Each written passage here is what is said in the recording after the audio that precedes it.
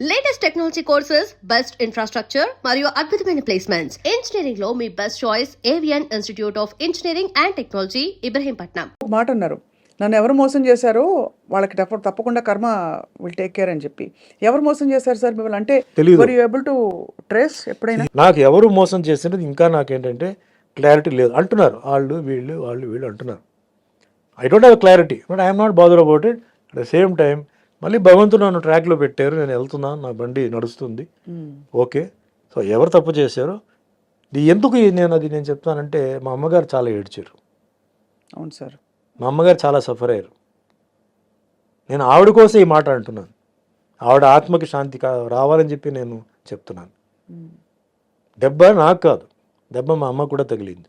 నేను ఎంతో గారభారంగా పెంచి ఎంతో చేసి ఆవిడకి అది తగిలింది. అది సో నేనేం చెప్పట్లేదు, అది వదిలేస్తున్నాను. సరే, కర్మలో అది నేను చేయాలి. మీ కర్మ ప్రకారం మీకు ఏముందో మీరు అనుభవిస్తారు. అది ఒక కొరియర్ వస్తాడు, చేయిస్తాడు, తప్పదు. అందుకే మీరు కొన్ని న్యూస్ మీరు చూస్తే ఘోరమైన యాక్సిడెంట్లో చనిపోయారు, ఘోరమైన దీంట్లో ఇది జరిగింది, ఆత్మహత్య చేసుకున్నారు, రోగం వచ్చి హాస్పిటల్లో ఎన్నో నెలల నుంచి ఉన్నారు. ఇవన్నీ కర్మ అండి. ఇది డబ్బు, పవర్ అక్కడ ఏమి చేయడానికి లేదు. సో నేను దాన్నే నమ్ముతున్నాను. నేను ఎవరన్నా చెప్పాలంటే కూడా నేను భయపడతానండి. సుమన్ బోలాశంకరుడు ఏం కాదు, సుమన్ మంచివాడు. లోపల ఇంకో సుమన్ ఉన్నాడు, పిశాచి వాడు పడుకుని ఉంది లోపల. కానీ ఓ అమ్మాయి, నేను ఎవరండి మిమ్మల్ని శిక్షించడానికి, మిమ్మల్ని తిట్టడానికి నేను ఎవరు? నాకు అర్హత లేదు. తప్పు చేసినప్పుడు నేను చెప్తాను, ఇది వద్దు, బాగాలేదు, చేయొద్దు. ఒకసారి, రెండుసారి, మూడోసారి నువ్వు వెళ్ళిపో అంటాను. మా స్టాఫ్ అందరూ, వాళ్ళకి తెలుసు నా గురించి, అడగండి. ఎప్పుడైనా ఎన్నో తప్పులు వాళ్ళు చేస్తారు, మనుషులే కదా, ఎన్నో తప్పులు చేస్తారు. నేను చెప్తాను, ఇలా చేయవద్దు అంటాను, చేయవద్దు అంటాను. దాని తర్వాత వాళ్ళు కరెక్ట్ అవుతారు. నేనెవరండి వాళ్ళని శిక్షించడానికి, కొట్టడానికి? నో, రాంగ్ అది. సో ఎవరైతే చేస్తారో ఆ శిక్ష అనుభవించి తీరాల్సిందే. అది సర్పదోషం అంటారు, దాన్ని ఏవేవో దోషం అంటారు. కానీ ఉండపళంగా ఒక అమాయకపు ఒక మధ్యతరగతి కుటుంబం నుంచి వచ్చి సినిమాలో ఇంట్రెస్ట్ కూడా మీరు ఎప్పుడు ఎక్స్ప్రెస్ చేయకుండా ఓవర్ నైట్ చక్కగా స్టార్డమ్ వచ్చి స్టార్ అయిపోయి సక్సెస్ చూసిన టైంలో ఒక పెద్ద బండరాయి వచ్చి మీ నెత్తి మీద పడి మీరు సొసైటల్గా అవమానాల పాలయ్యారు. మీ గురించి రకరకాల మాటలు అన్నారు. ఇంట్లో కుటుంబంలో ఇబ్బంది, అమ్మగారికి ఆవిడని చూడలేక మీకు మళ్ళీ ఇబ్బంది. ఎవరితో చెప్పాలి, సంజాయిషి చెప్పాలా, జనానికి చెప్పాలా, ఇవన్నీ ఉంటాయి కదా సార్. ఎలా హ్యాండిల్ చేసుకున్నారు మీరు అలా? భగవంతుడు నమ్ముకున్నాను. My conscience was clear. నేను జైల్లో ఉన్నప్పుడు కూడా మై కాన్షియన్స్ వాజ్ క్లియర్. ఏం జరుగుతుందో అది జరుగుతాయి. Who were your friends sir at that time? మీరు జైల్లో ఉన్నప్పుడు ఎవరు లేరండి. నన్ను డైలీ ఒక సెల్ మార్చేవారు, ఎందుకంటే ఫ్రెండ్షిప్ అవుతుందని చెప్పేసి మార్చేవారు. ఒకే సెల్లో డైలీ పెట్టరు.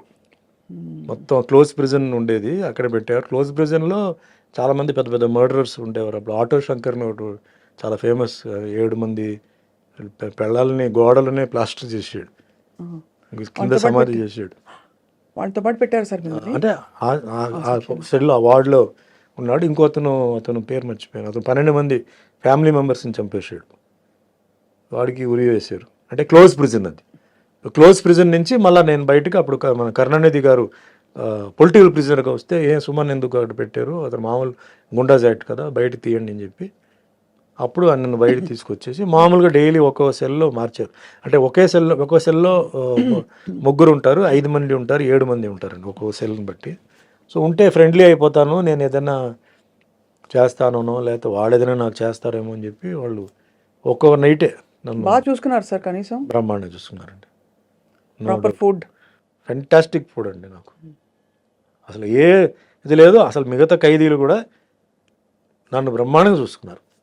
నన్ను ఎక్కడ ఒక్క సెకండ్ కూడా నా మైండ్ ఎక్కడన్నా ఇది అవ్వకుండా బ్రహ్మాండంగా చూసుకున్నారు అనమాట. సో వాళ్ళ కథలు అన్నీ వినేటప్పుడు అంతా చాలా ఇంట్రెస్టింగ్గా అయినాయి. జైల్లో చేసిన ప్రతి ఒక్కరూ అంటే తప్పు చేసిన వాళ్ళు కాదండి. చాలామంది అనవసరంగా లోపలికి వచ్చిన వాళ్ళు ఉన్నారు, కొన్ని పరిస్థితి వల్ల తప్పు చేసిన వాళ్ళు ఉన్నారు, కొన్ని మర్డరర్స్ ఉన్నారు. మర్డరర్స్తో కూడా నక్సలైట్స్ కూడా ఉన్నారు. నా వార్డుకి పక్కనే వెల్లూరు నుంచి 3 నక్సలైట్స్ ఉండేవారు. వాళ్ళు అంటే వాళ్ళది ఎట్లా ఉంటుందంటే డైరెక్ట్ యాక్సెస్ ఉండదు, బట్ వాళ్ళ నుంచి మాట్లాడుతుంటే మన యువతల సైడ్ వాళ్ళ నుంచి మనం మాట్లాడవచ్చు.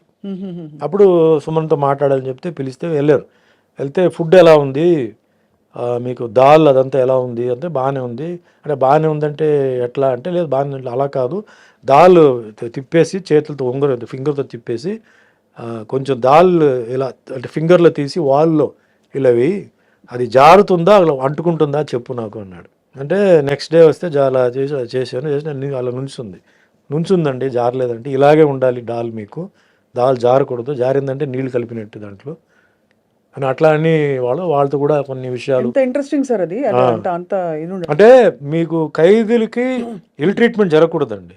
వాళ్ళకి ఇంత ప్రోటీన్, కార్బోహైడ్రేట్ ఇదంతా ఉంది, లెక్క ఉంది, అది కరెక్ట్గా ఉండాలి. ఫుడ్లో కనుక తేడా వస్తే you can complaint. Basic human rights violation. Yes, you cannot be ill treated inside. అలాగే లోపలనే హాస్పిటల్ కూడా ఉంది, జైల్ హాస్పిటల్ కూడా ఉంది. బాగాలేకపోతే they have to take you to the hospital and get you treated. So you were there for almost 6 months అండి. 6 months. The day you came out, sir, I went on condition bail. October 2nd. October 1st I was released. Conditional బెయిల్కి వెళ్ళి Madurai, I was in Madurai. మధురైలో ఒక 4 months or 5 months ఉన్నాను. దాని తర్వాత I was brought to చెంగిల్పేట్, border of Tamil Nadu city. అక్కడి నుంచి shooting మొదలైంది. Daily up and down చేయడం, అంటే సిటీ లోపల ఎంటర్ అవ్వకూడదు. సో బార్డర్లో ఏఎం స్టూడియో ఉండేది. సో ఏఎం స్టూడియోకి వచ్చి షూటింగ్ చేసుకుని మళ్ళీ వెళ్ళిపోవడం, అట్లా జరిగింది. దాని తర్వాత రిలాక్స్ అయిపోయి మొత్తం entire case was totally squash. We remember sir అంతా అది. కానీ ఆ 6 నెలలు మీ లైఫ్లో మీరు కోల్పోయారు, బాధపడ్డారని ఒక ఇది తప్ప. 6 నెలలు చాలా బీభత్సమైన ఒక టైం అది. దాని తర్వాత 3 years కండిషన్ బెయిల్, పార్ట్గా రిలీజ్ అవ్వడం అట్లా. అమ్మగారు అప్పుడు when you came out she was there, she was very she only received me very happy. Relieved, more than happy. ఇంటికి వెళ్ళి చేశారు. జైలు నుంచి నేను బయటకు వచ్చినప్పుడు సుమలత వాళ్ళ ఫ్యామిలీ, వాళ్ళ మదర్, సిస్టర్ వచ్చి నన్ను జైలు దగ్గర రిసీవ్ చేశారు. మా ఇంటికి వచ్చాను, ఇంట్లో సుమలత గారు ఆవిడ మదర్ వచ్చి నన్ను కలిసి వెళ్ళారు. Next day morning Mohan Babu గారు వచ్చారు, ఒక దండ. అందుకే నాకు మోహన్ బాబు గారు అంటే అందరూ ఆయన కోపిస్టు, అది ఇది చెప్పి ఏం చెప్పినా అంటే ఆయన character okay, golden heart. But ఆ ఒక్క విషయానికి నేను పాదాభివందనాలు చేస్తున్నాను. గేట్ దగ్గర వచ్చి నుంచున్నాడు. నేను ఎవరిని కలవడానికి ఇష్టం లేదని మా అమ్మగారు చెప్పారు, లేదు మోహన్ బాబు వచ్చున్నారు లోపల పిలువ అంటే, సరే గేట్ తీయని వచ్చి నాకు పూలదండ వేసి షిరిడి సాయిబాబా ఆశీర్వాదాలతో మళ్ళీ నువ్వు సినిమా ఇండస్ట్రీలో రావాలి సుమన్, మళ్ళీ నువ్వు వస్తావు, బాబా బ్లెస్సింగ్స్ ఉంది, డెఫినెట్గా నువ్వు వస్తావు, నువ్వు ఏం భయపడొద్దు, నీ సీట్ నీకే వస్తుంది చెప్పి అంటే ఒక ధైర్యం చెప్పేసి పాప వెళ్ళాడు. ఎందుకు రావాలి ఆ మనిషి, బట్ వచ్చారు పాప ఆయన. సో అందుకే నాకు ఆయన నా గురించి తిట్టకపోయినా ఏం చేసినా అంటే మనిషి అనే క్యారెక్టర్, అలాంటి క్యారెక్టర్ అది. కొంచెం ఓపెన్గా మాట్లాడతాడు, రఫ్ అండ్ టఫ్గా మాట్లాడతాడు. ఆ ఒక్క విషయానికి నేను ఐ అప్రిషియేట్, నాకు ఐ నెవర్ ఫర్గెట్ దట్. అట్లా కొందరు సినిమా ఇండస్ట్రీలో చెప్పారు, ఓపెన్గా వచ్చిన వాళ్ళు ఫోన్ చేయడం అవన్నీ చాలామంది చేశారు. ఓపెన్గా వచ్చిందంటే మేల్లో మోహన్ బాబు గారు అండ్ ఫీమేల్స్లో సుమలత. అది మరుసటి రోజు వెంటనే మధురైకి వెళ్ళిపోయాను నేను.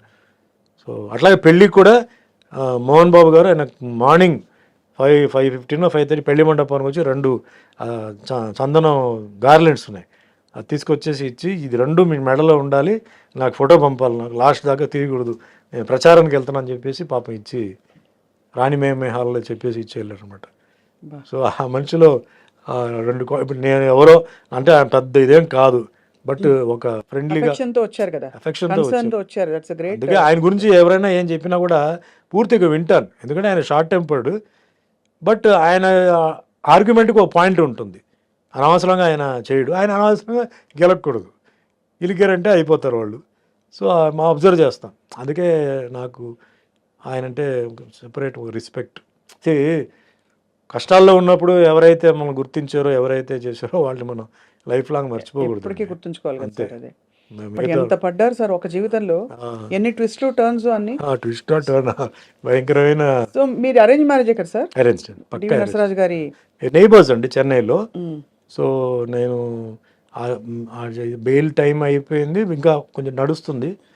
అప్పుడు నరసరాజు గారు డాటర్ కవిత గారు వచ్చి, సినిమా చేస్తున్నాను, నాకు డేట్స్ కావాలి, చేయాలి నాకు అంటే కొంచెం ఆవిడకి రిలీజ్ అవుతుందనే విషయం కొంచెం తెలిసింది ఆవిడకి ఏదో సమ్ సర్కిల్ ద్వారా. సరే ముందు నేను రిలీజ్ అవ్వాలి కదండి, అయిన తర్వాత చూద్దామని చెప్పి తర్వాత 2-3 months తర్వాత రిలీజ్ అయింది. దాని తర్వాత చేద్దామని చెప్తే ఫైనల్గా ఆవిడ సినిమా తీల, కుదరలా. డైరెక్టర్స్ ఈ సినిమా వచ్చింది అప్పుడు మధ్యలో, పెళ్లి సినిమా, రియల్ లైఫ్ పెళ్లి Real life సందడి సినిమా. ఇది వచ్చింది. సో అట్లా లైఫ్ అట్లా జాయిన్ అయిపోయి, సో నరసరాజు గారు ఒక గొప్ప రైటర్. సో ఆయన ఆశీర్వాదాలు, ఆయన కొన్ని ఒపీనియన్స్, అడ్వైస్, అది కూడా నాకు తర్వాత హెల్ప్ అయింది. ఏదో మనం యాక్టర్ అయిపోయాం, మాకు అన్నీ తెలుసు అని కాకుండా, ఎందుకంటే ఆయన ఎన్టీఆర్ గారి గురించి, నాగేశ్వరరావు గారి గురించి, కృష్ణ గారి గురించి, కృష్ణరాజు గురించి సోహన్ చెప్పేవారు. సో ఒక్కొక్కరు వాళ్ళ క్యారెక్టర్స్ ఏంటి, హౌ దే సస్టైన్ ఇండస్ట్రీలో. అండ్ మోస్ట్ అసలు రఫ్ అండ్ టఫ్ డిసిప్లిన్ అంటే రామారావు గారు, యాక్టర్, ప్రొడ్యూసర్, డైరెక్టర్, మళ్ళీ ఒక ఇమేజ్, ఇది variety of characters, dialogue delivery, punch కించ్ అన్నీ నాకు ఇన్ఫర్మేషన్ అంతా జెన్యున్ ఇన్ఫర్మేషన్ వచ్చింది ఆయన ద్వారానే. సో నాగేశ్వరరావు గారి గురించి,